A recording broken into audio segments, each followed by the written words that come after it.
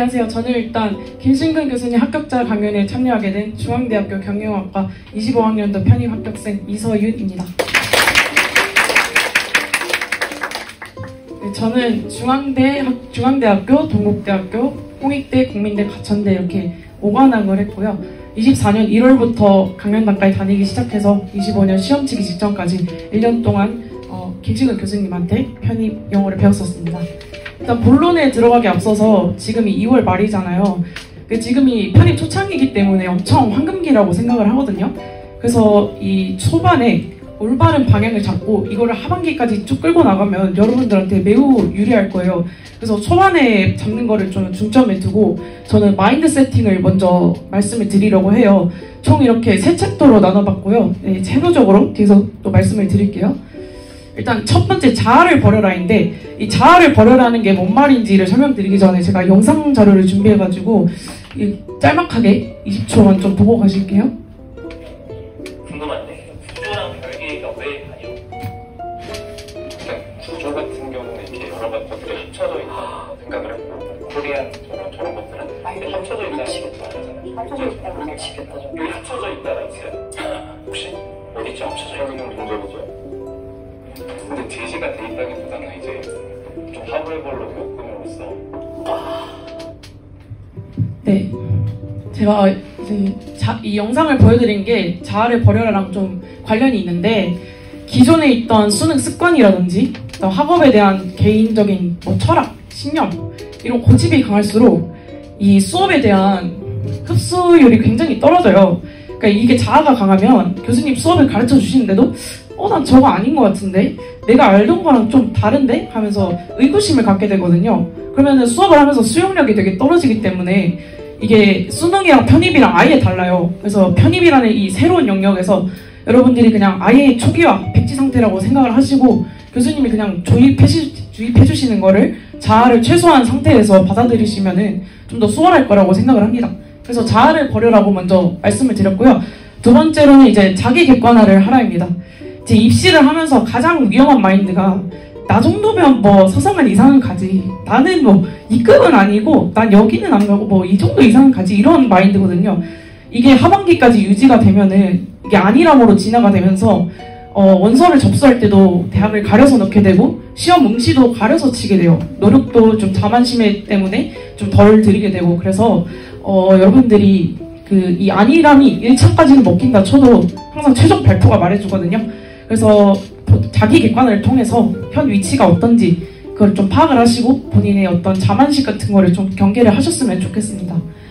그 다음으로는 이제 징크스의 맞서라인데 이거는 제가 편입생활 내내 그 어느 누구한테도 말하지 않았을 정도로 좀 개인적으로 좋은 팁이라고 생각을 하는데 제가 한 번은 사례를 또 하나 말씀을 드리자면 제 친구 중에 이제 서울대에 간 친구가 있는데 그 친구한테 한번 이렇게 물어봤어요.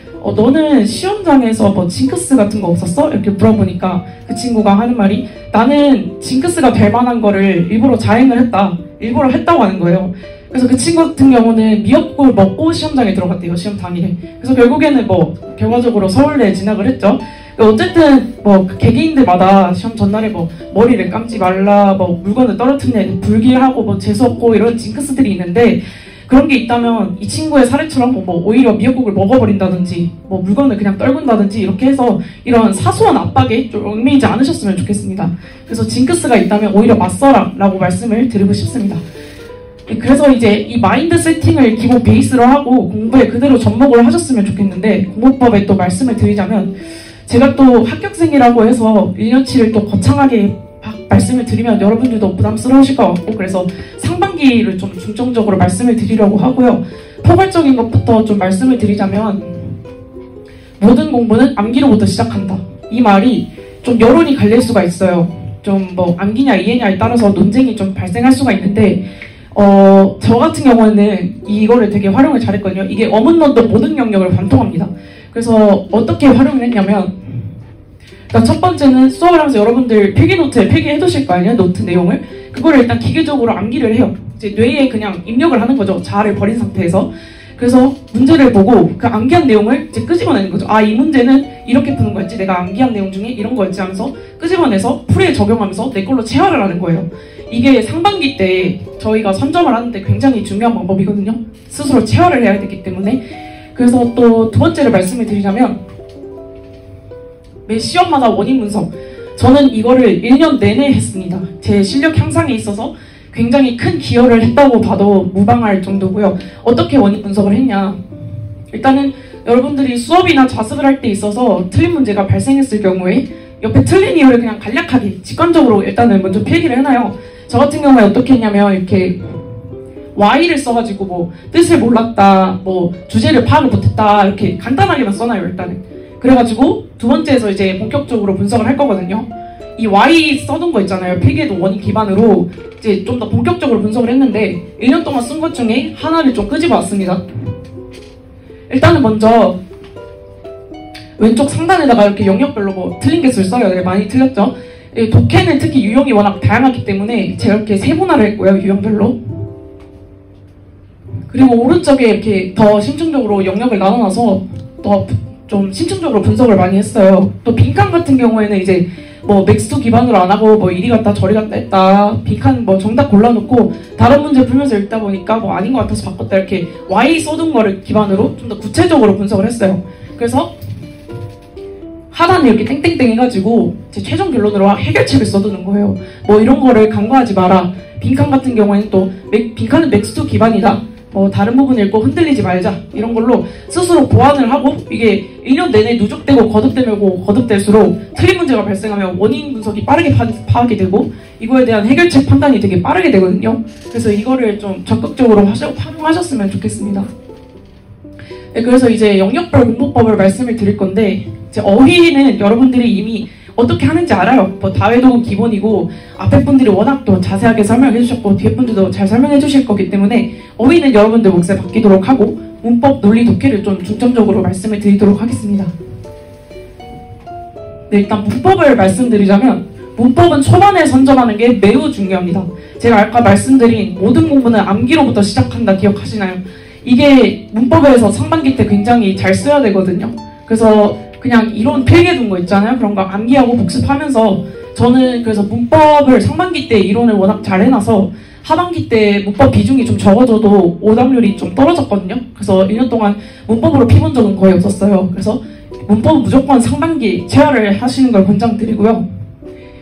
또 논리는 상반기 때 논리 비중이 상대적으로 적어요. 그래서 양보다는 질적 학습을 좀 권장을 드리고, 또 이것도 똑같아요. 필기노트 뭐 기계적으로 또 암기를 하고 복습을 하면서 체화 과정 거치고 또 지적 학습이 필요하다고 했으니까 문제 분석에 좀 더 집중하셨으면 좋겠습니다. 뭐 여기서 폴이 왜 발생했는지, 범주에 나타내는 힌트는 뭔지, 이런 것들을 분석을 좀 많이 하셨으면 좋겠고, 또 독해 같은 경우에는 아까 세분화했던 것처럼 유형이 워낙 다양해요. 그래서 문제를 풀 때 유형에 맞는 접근법을 빠르게 판단해서 푸는 게 중요하거든요.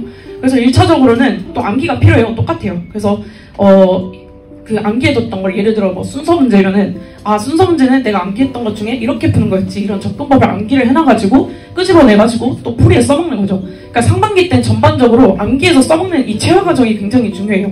중하반기는 일단 둘째 치고 눈앞에 있는 것부터 좀 말씀을 위주로 드렸고요.